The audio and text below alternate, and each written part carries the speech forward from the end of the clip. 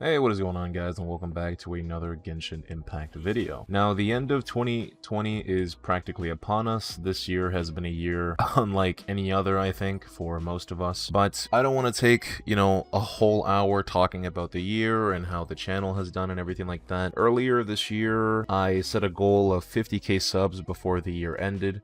Now, unfortunately, we have not reached that goal. And who is interrupting me right now? Bruh. Okay, thank you. Anyway, I set up a goal of 50k subs, but unfortunately we have not reached that goal. And that's perfectly okay. It was a little ambitious. We haven't even reached 47k, but we're almost there. And I just wanted to thank you guys for the tremendous amount of support that I have been getting. And it's been a little rough. It's definitely kind of impossible to compete with all the other YouTubers, and I don't really have as much free time on my hands as I used to. Before the year ends, I just wanted to go over my favorite teams that I have been using in Genshin, and basically the teams that I'm going to be using going forward into the new year. There's a bunch of characters coming, Xiao, Hu Tao, Ganyu, Rosaria, Ayaka, all these new characters. They feel like a completely different chapter for Genshin for some reason, even though Ganyu will be part of 1.2, which just came out. I don't know. So I just wanted to kind of go over my teams so far, just like a little checkpoint, and basically show you guys everything that I have gotten, and, the builds for all of them, and the reasons why I use them in whatever teams I do. Now, guys, I am a whale, so this is in no means, like, a video telling you these are the teams that you should be running. A lot of my characters have constellations and they use 5-star weapons. This is more or less meant as a showcase. I haven't dropped 50k on this game. I don't have every single character C6 or anything insane like that, but don't want people taking the wrong idea.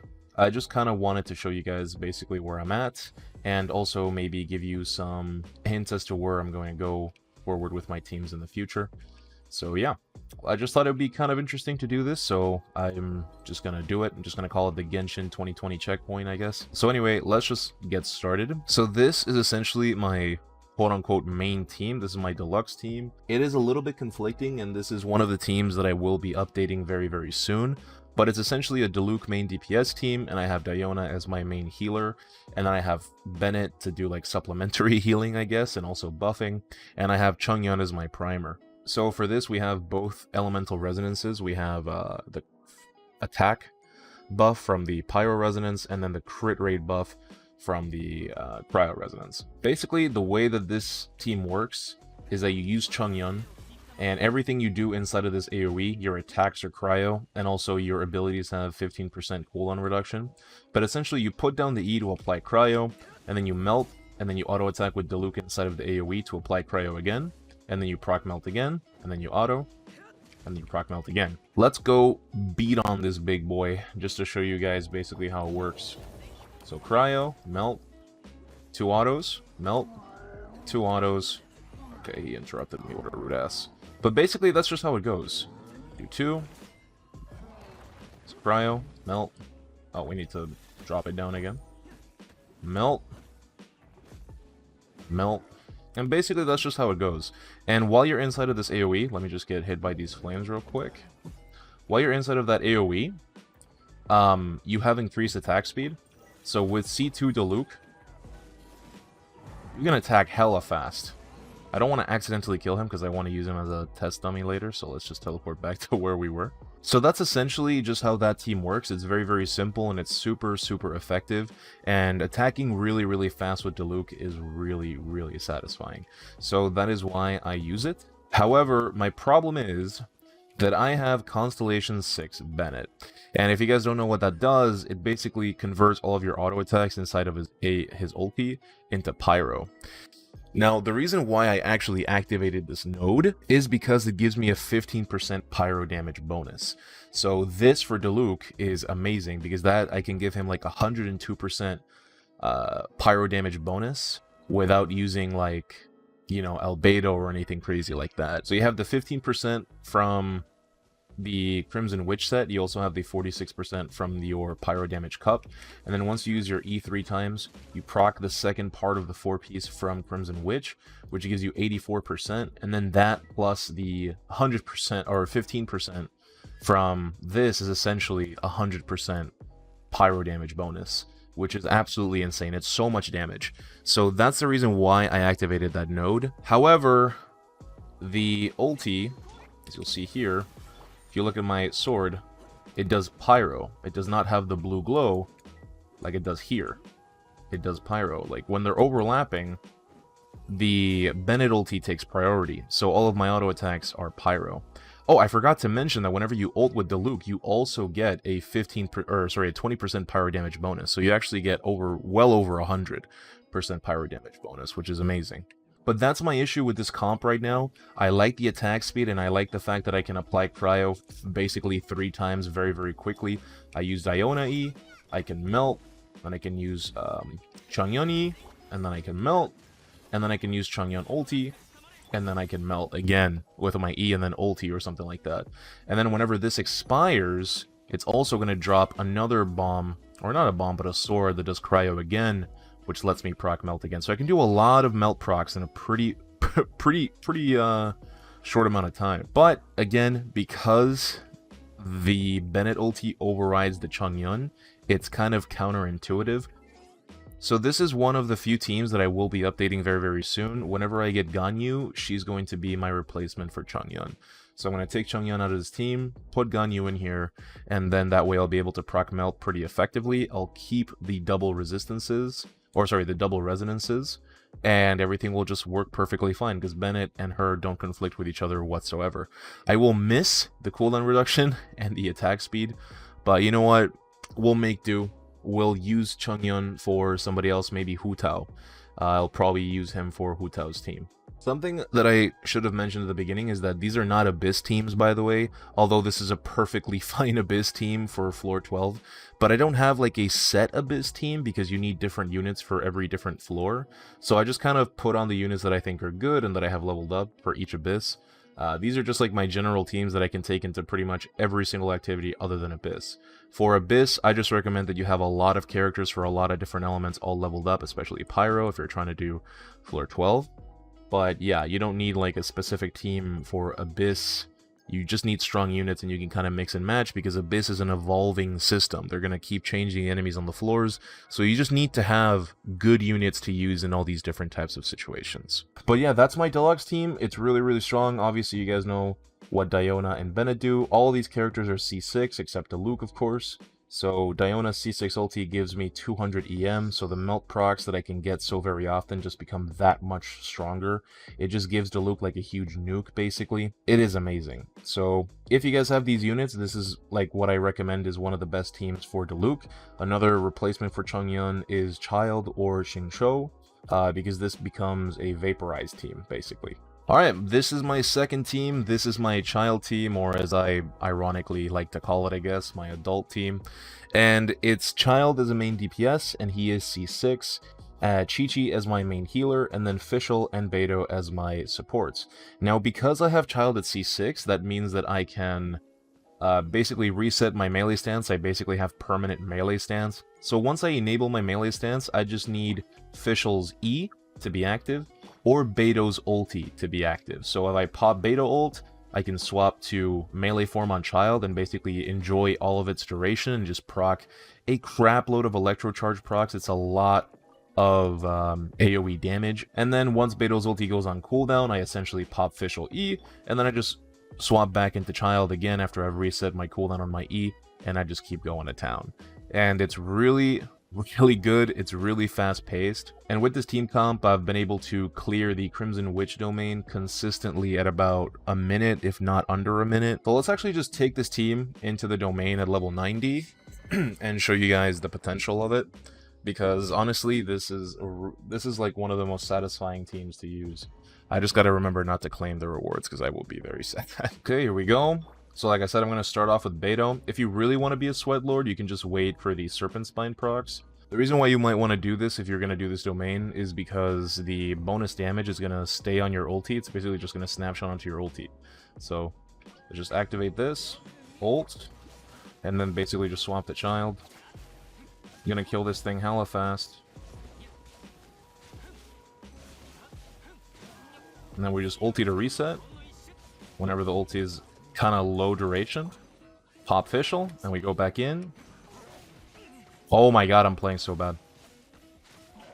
And then basically there you go. And I just stay here until I get my other ulti. Or until I'm about to die. But there we go, we have ulti. Just swap. And now I can just use Fischl's reset. I need to heal though. And then boom, I just go back in again.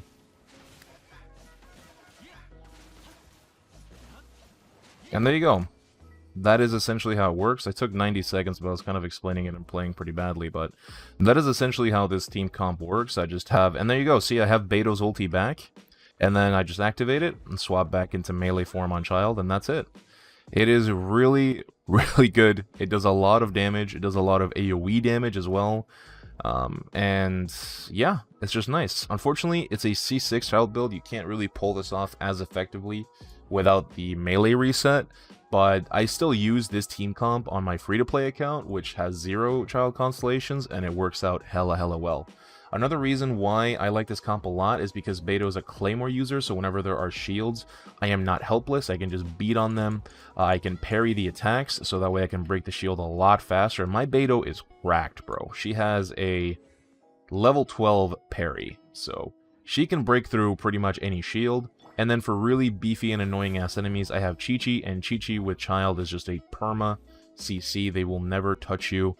They will just constantly be frozen and you'll be healing the whole time. So she's just a really reliable healer, and I can consistently proc freeze with her for really tough boys. But that's about it. Whenever I run into a Hydro Shield, I just use Fischl and I freeze them, break them with Beidou. Because she's a Claymore user, so she can shatter them. So it kind of covers all the spots. I can deal with pretty much most enemies in the game. I don't really struggle against many of them. Maybe cryo-shielded enemies are kind of tough, but the amount of electro damage that we're putting out is usually more than enough to break any shields. So that's basically it, especially because of Beidou's parry. Beidou's parry just does so much electro damage that if you parry something in order to break a shield, it will most likely get absolutely demolished. I also use Serpent Spine on Beidou because it gives her crit rate, so it makes her hella easy to build for. And because you don't lose the buff when you get off the field, I can just start a fight with Beidou until I get all my stacks. I can parry to avoid losing a stack. And once I pop her back in, she's going to keep that damage buff on her, so she is going to hurt quite a lot. So that's why I recommend Serpent Spine on her. I think it's really good. And last but not least, guys, this is my Keqing team. I don't have a 4th team just yet. This is just a random team that I put together to do various activities, but this always has a Zhongli on it because this is the team that I use to mine stuff. But anyway, this is my Keqing team. I recently leveled up Jean. I'm trying to get her to 90, which I plan to do today. And with her is the team that I've found Albedo to be the most satisfying, just because the electro damage that she can output is just so insane. And because she's so fast and dashes all over the place, she's really good at making use of Albedo's huge AoE. It just works so beautifully, honestly. Like, I've been able to basically one-phase the Anemo Cube to level up Jean every single time. Every single world boss is just a complete breeze.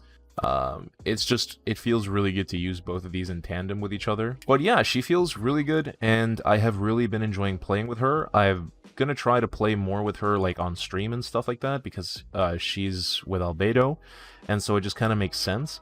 But the rest of the team doesn't really have to do much. I literally just have Xinyan in there because she's a level 90 unit that's Pyro, so that way deal better with Hydro Shields, and I can deal better with, you know, Electro enemies, because whenever an Electro enemy shows up, it is pretty much just pain. You just use Albedo and Xinyan to deal with that, and then I have just Jean as a healer. I could use Zhongli as a healer because I have him at C6, but honestly, it's pretty bad. Simply because I can't heal any of my other teammates, to be honest. Zhongli plus Keqing with a black sword means that she'll never run out of health. But for Albedo and Xinyan, they basically have no way of healing if they ever get hit, which realistically, they won't be because I just pop them in and pop them out. But I just like having the ability to heal on command, and Jean's ulti is really strong. And I have her at C4, so she's not going to be on this team for too long. I'm probably going to replace her with Xingqiu for my Keqing team. But for now, she's getting to 90. I'm going to work on this bad boy next, because he is cracked, bro. We're going to get him a rank 5 Festering Desire, and in case that's not that good, I have a R5 Lion's Roar that's already been ascended, it just needs to be leveled up. and I have him a pretty cracked out artifact set. But look at this flower, bro. Like, he's pretty much good to go. I just have to level up his artifacts and finish refining his weapon, and he's pretty much good to go. So he's going to be really, really nice. He's C6 as well, so he's going to be absolutely cracked for Keqing.